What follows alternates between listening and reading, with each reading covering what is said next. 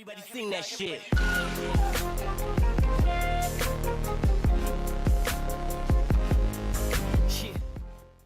Rescued by a real Russian. The World Cup allows people to defy oppression. One day last week, a colleague and I made a mistake. On our way to a press conference, we misunderstood an announcement and got off the train from St Petersburg to Repino, where the England squad are based, one stop early and in the middle of nowhere. The next train was not due for another hour. We tried to call a taxi and failed. We tried to find a bus stop and failed. Soon, there was only about half an hour left before the conference started. So my colleague suggested we hitchhiked. I've never hitchhiked anywhere in my life, but I wanted to get to the press conference. It was worth a try. I stood on one side of the busy dual carriageway and stuck my thumb out.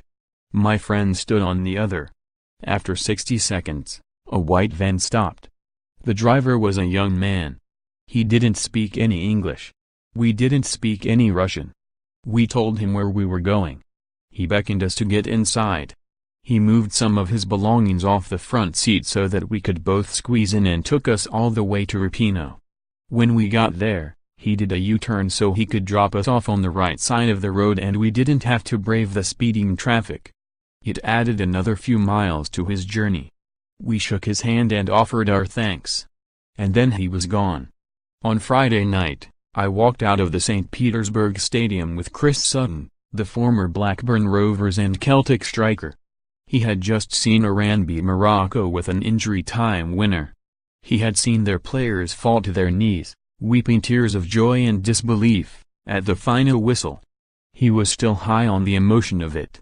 He asked a band of celebrating Iran fans if he could have his picture taken with them. Nearby, a Russian television reporter was interviewing another Iranian supporter. The woman was almost incoherent with the exultation of what she had just seen. "Words cannot describe what this means," she said. Women are not allowed to attend football matches in Iran, but here she had been in the stadium as an equal. As she spoke to the reporter, she was swallowed up by tens of bouncing, cheering supporters in green and white. Inside, the Iran manager, Carlos Queiroz, spoke about the difficulties his team had faced in the build-up to the tournament because of U.S. sanctions. It wasn't just that their supply of Nike boots had been cancelled. No pitches, no camps, no friendlies, because of sanctions, said Queiroz. These players are not against anything or anybody. They just want to play football. It is my duty to come here and praise them.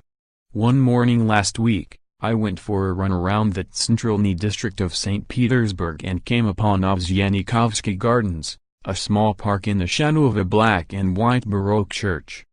I took a couple of laps around it, amid the mothers pushing their babies in prams, a group of old men sitting on a wall eating their lunch and kids playing on climbing frames, enjoying the fun and the morning sunshine. At the edge of the park, there were a few dilapidated concrete courts abutting the walls of a hospital. On one, a young woman had tethered her dog to a fence in the shade of a tree to keep him out of the heat while she did a program of exercises. On the next court, 4 boys played football, dashing around and trying to shoot into goals with battered, torn nets. One of them scored and wheeled away, his arms spread wide like Cristiano Ronaldo. Another kid, watching from his perch on the hospital's ground floor window ledge, shouted out something about Messi. On Thursday night, I went to a bar on Maratha Street, a couple of blocks from the apartment where Fyodor Dostoevsky wrote The Brothers Karamazov, and watched Russia play Saudi Arabia. It was crowded. The place sold craft beers. There was a sign for London Pride. Some of the men knocked back shots. The atmosphere got livelier with every goal that went in. There was particular rejoicing when substitute Artem Zayuba, a round-shouldered striker, scored the third goal a few minutes after coming on. He's Zenit's St. Petersburg player, a local hero. There was laughter and cheering, too, when the TV screen showed the Russia manager celebrating, pumping his fists manically, his face contorted with triumph and relief. We are like that everywhere, football fans. We love it when a manager feels it as much as we do. Away from hooligans with MMA gloves, away from down jetliners and homophobic bigots and Crimea and poisonings and racist abuse and all the ills and wrongs of a country, there is always comfort in ordinary people. Great sporting events like the World Cup help us see that. They bring out the best in us. Look at the kind of welcoming Britain the 2012 Olympics showed us, and then look at us now. It's the same with this World Cup. It is about people, not governments. It lets us see each other, not as enemies but as brothers and sisters. The France forward, Antoine Griezmann, is a sublime footballer, so it is sad that his towering self-regard turned him into something of a laughingstock last week. His decision to stay at Atletico Madrid into a documentary called The Decision was a stupid miscalculation. LeBron James did the same thing in 2010 when he joined the Miami Heat. His boast that he was taking my talents